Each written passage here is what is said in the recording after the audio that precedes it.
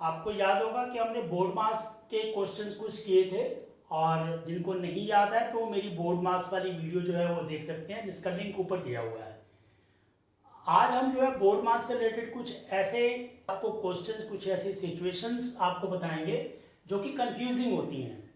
तो उन confusing questions को कैसे सोल्व करना है और किस प्रकार से जो है उसके रिजल्ट्स आएंगे वो हम डिस्कस करेंगे।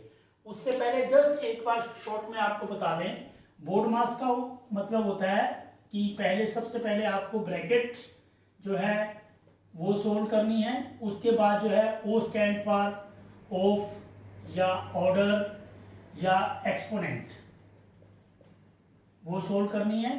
और उसके बाद जो है डी फॉर डिवीजन और एम फॉर मल्टीप्लिकेशन, यानी कि डिवीजन एंड मल्टीप्लिकेशन। ये डिवीजन और जो मल्टीप्लिकेशन है ये इनका प्रेसिडेंस सेम होता है। प्रेसिडेंस मीन्स ये दोनों एक साथ किए जा सकते हैं, लेकिन इसमें जो है डिवीजन या मल्टीप्लिकेशन लेफ्ट टू राइट, यानी कि जब दोनों एक साथ आ जाए तो आपको लेफ्ट वाला पहले सोल्व करना है और लेफ्ट टू राइट जाना है और राइट वाले बाद में करने हैं। ऐसे ही एस और S stands for addition and subtraction. तो एडिशन और सब्ट्रैक्शन भी आपके सेम प्रेसिडेंट के होते हैं, लेकिन इसमें भी आपको जब दोनों एक साथ आ जाते हैं तो लेफ्ट टू राइट आपको सोल्व करते हुए जाना है आपके एडिशन और सब्ट्रैक्शन में। ब्रैकेट में भी जब मल्टीपल ब्रैकेट्स आ जाती हैं तो आपको जो है जो इनर ब्रैकेट पहले सोल्व करनी है, इनर से फिर आपको आउटर की तरफ जाना है। यानी कि कुछ इस तरीके से क्वेश्चन आ जाते हैं, जैसे मान लीजिए ये वाली ब्रैकेट है 3 + 6 डिवाइडेड बाई जो है एक दूसरी ब्रैकेट 4 + 3, फिर जो है एक तीसरी ब्रैकेट यहाँ पे 2 + 5। इस तरीके से अगर कोई जो है मल्टीपल ब्रैकेट्स आ जाती हैं तो सबसे पहले आपको इनर ब्रैकेट, फिर ये आउटर ब्रैकेट और फिर आउटर ब्रैकेट, इस तरीके से सोल्व करते हुए जाना होता है। और ऑफ ऑर्डर या एक्सपोनेंट, यानी कि इसमें आपका मान लीजिए जो आपको एक्सपोनेंट्स की वैल्यू होती है 2⁻³ वगैरह, तो इसको पहले सोल्व करना होता है नेक्स्ट स्टेप में। फिर आपका डिवीजन मल्टीप्लिकेशन मैंने बताया है कि दोनों जो अगर एक साथ आ जाएं तो लेफ्ट टू राइट, यानी कि लेफ्ट वाले को पहले और राइट वाले को बाद में करना होता है। और एडिशन सब्ट्रैक्शन में भी अगर दोनों का प्रेसिडेंस सेम है लेकिन लेफ्ट वाले पहले और राइट वाले बाद में। अब इसमें हम कुछ एग्जांपल्स लेकर के देखेंगे कि जो है कंफ्यूजिंग कहाँ होती है और उसको कैसे हमें उस कंफ्यूजन को रिजोल्व करना है।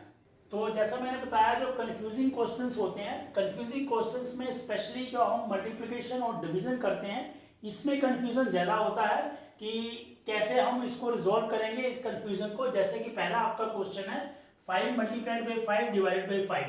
अगर हम इस बोर्ड मास के हिसाब से करें तो इसको देखिए लोग कैसे कर सकते हैं, वो पहले डिवीजन को करेंगे फिर मल्टीप्लिकेशन को करेंगे। तो ये कुछ इस तरीके से बनता है 5 × 5 एंड डिवाइडेड बाई 5। तो इसका रिजल्ट जो है वो, इसको डिवीजन को अगर पहले करते हैं तो 5 × 5 डिवाइडेड बाई 5 मीन्स 1, और इसका आंसर जो है 5 आता है। इसको पहले कर लें, यानी कि 5 × 5 25, और फिर डिवाइड बाई 5 करें तो भी आंसर आपका 25 एंड इंटू 1/5 = 5 आता है। यानी कि यहाँ पर भी रिजल्ट सेम आता है। तो इस केस में आपका चाहे आप जो है पहले डिवाइड करें या मल्टीप्लाई करें वो सेम आएगा। अब इस केस को देखो, सेकंड केस में क्या है 5 ÷ 5 × 5। अगर हम पहले वाला केस लें, दैट मीन्स 5 को हम डिवाइड पहले कर दें तो 5 ÷ 5 जो है 5/5 × 5 आ जाएगा, यानी कि = आपका 1 × 5 = 5 आ जाएगा। आंसर 5 आ रहा है। और सेकंड केस में अगर हम देखें कि हम मल्टीप्लाई अगर पहले कर लें, अगर हम मल्टीप्लाई पहले कर लें तो क्या आ जाएगा 5 ÷ 25 = 5 डिवाइडेड बाई 25 = 1/5। यहां देखिए आपका इस केस में जो है दोनों आंसर जो है वो गलत आ रहे हैं। यानी कि अगर आप जो है एक रॉन्ग प्रेसिडेंस फॉलो करें तो आपका इसमें तो कोई फर्क नहीं पड़ा, लेकिन इसमें जो है आपका रॉन्ग आ गया। तो इसमें राइट आंसर क्या है? राइट आंसर वो है जो कि आपने लेफ्ट टू राइट जो है सही प्रेसिडेंस फॉलो करते हुए जो है वो आंसर निकाला था। तो लेफ्ट टू राइट अगर हमने क्या करना है तो पहले आपने डिवाइड करना है फिर मल्टीप्लाई करना है। तो यानी कि ये वाला जो आंसर है ये करेक्ट आंसर है और ये वाला आंसर जो है वो रॉन्ग आंसर है। अब यहाँ पर भी जो करेक्ट प्रोसीजर है वो यही है कि 5 को पहले 5 से मल्टीप्लाई किया फिर डिवाइड किया। तो इसमें आपका क्या है 5 मल्टीप्लाइड बाई 5 है ना 25 डिवाइडेड बाई 5। तो ये वाला आंसर हालांकि ये प्रोसीजर जो है दैट इज करेक्ट एंड ये हालांकि आंसर सेम आ रहा है but this procedure is wrong. So procedure is जब आपका मल्टीप्लिकेशन और डिवीजन दोनों एक साथ हो तो आपको लेफ्ट से राइट जाना है और फिर देखना है। अच्छा इस एक और तीसरा केस लेते हैं। इस केस में आप देखिए कैसे होगा। दिस इज 5 क्योंकि इसमें ब्रैकेट आ रही है तो पहले हमने ब्रैकेट को सोल्व करना है। तो ये आ जाएगा 5 डिवाइडेड बाई 5 और ब्रैकेट में 5। अब इसको जो है गलती करते हुए ऐसे भी कर सकते हैं। द रॉन्ग मेथड क्या है, लोग क्या करते हैं 5 डिवाइड बाई 5 इसको ले लेते हैं 5 इंटू 5 तो ये मल्टीप्लाई कर देते हैं 25 और आंसर निकाल लेते हैं 5 into 1 by 25 is equal to 1 by 5। वेरस करेक्ट आंसर क्या होना चाहिए, करेक्ट आंसर होना चाहिए कि इसमें हम ऐसे लिख सकते हैं 5 divided by 5 multiplied by 5 which is equal to. अब इसमें ये वाला हमने लेफ्ट से राइट जाना है तो ये वाला पहले सोल्व करना है। तो ये सोल्व करने के लिए 5 इंटू अच्छा डिवीजन में जब भी आए तो आप क्योंकि डिवीजन और मल्टीप्लिकेशन आपस में एक के दूसरे के रेसिप्रोकल होते हैं तो इस 5 को मैं 1/5 लिख सकता हूँ n इंटू 5। अब ये 5 से 5 आपका क्रॉस हो जाएगा तो answer is 1 into 5 is equal to 5। So this 5 is यानी कि ये वाला प्रोसीजर जो है करेक्ट है और आंसर इज 5, जबकि ये वाला प्रोसीजर गलत है यानी कि इससे जो 1/5 आ रहा है ये आंसर गलत है। तो ऐसे केसेस में जो कंफ्यूजिंग होती है स्पेशली जब हम लेफ्ट टू राइट जाते हैं डिवीजन एंड मल्टीप्लिकेशन में तो आपका आंसर गलत आ सकता है अगर आपने सही प्रोसीजर फॉलो नहीं किया है। अब देखते हैं कि एडिशन और सब्ट्रैक्शन में भी क्या ऐसा होता है क्या है सी। तो ऐसी एडिशन और सब्ट्रैक्शन के केस में देखते हैं कि हमारे पास कैसे रिजल्ट्स आते हैं। तो पहला एक क्वेश्चन आपका 5 + 5 - 5 + 5 इसको हम जो है लेफ्ट टू राइट पहले जाते हैं तो ये आ जाएगा 5 + 5 10 और 10 - 5 + 5 और फिर हम जो है 10 - 5 5 and plus 5 is equal to 5 + 5 10। तो ये आपका 10 आंसर आया। एक दूसरा तरीका ये है कि जो जनरली हम करते हैं एडिशन सब्ट्रैक्शन में तो सभी जो माइनस टर्म्स जो है वो कंबाइन कर लेते हैं और सभी प्लस वाली टर्म्स कंबाइन कर लेते हैं।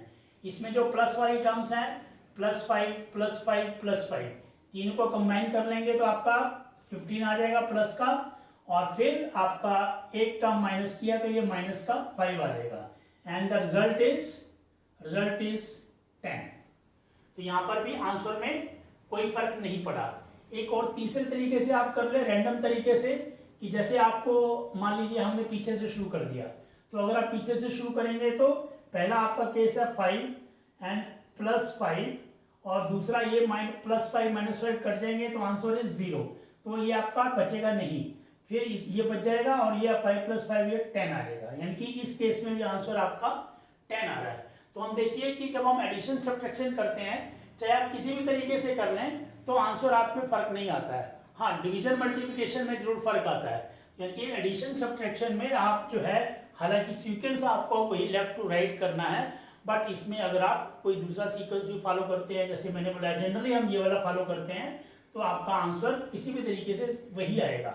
एक और केस देख लो, इसमें हम लेफ्ट टू राइट जाते हैं। लेफ्ट टू राइट में जाने में पहले इन दोनों को सोल्व करते हैं -3 + 3 0 हो जाएगा एंड फिर आपका +5 एंड -5 फिर 0 + 5 ये आपका 5 हो जाएगा and -5 and it is equal to 5 - 5 0 answer यानी इसका आंसर 0 आता है। दूसरा देखते हैं हम कि हम जो है इधर से चलते हैं यानी कि -3 + 3 और फिर इन दो को सोल्व कर लेते हैं +5 - 5 0 होता है तो ये प्लस आपका 0 आएगा। फिर हम इन दोनों को सोल्व करते हैं, पहले हमने इसको किया अब हम इन दोनों को करते हैं तो ये आपका आ जाएगा -3 and +3 + 0 is +3 and it equal to -3 + 3 is equal to 0। तो इस केस में भी आंसर आपका 0 आ रहा है। अब तीसरा जो केस मैंने कहा था कि प्लस वाली टर्म्स को कंबाइन कर लो और माइनस वाली टर्म्स को कंबाइन कर लो। अब इसमें प्लस की टर्म्स कौन कौन सी है, +3 +5, ये आपका आ जाएगा +3 +5 +8। माइनस वाली टर्म्स की आपकी -3 और -5, इन दोनों को कंबाइन करेंगे तो बन जाएगा क्या, -8। Result is again +8 ± 0। तो हर एक केस में आपका आंसर 0 आ रहा है। तो यानी कि सब्ट्रैक्शन एडिशन में आपका किसी भी तरीके से आप करेंगे रिजल्ट विल बी सेम। तो एडिशन सब्ट्रैक्शन में आप कोई भी फॉलो कर सकते हैं।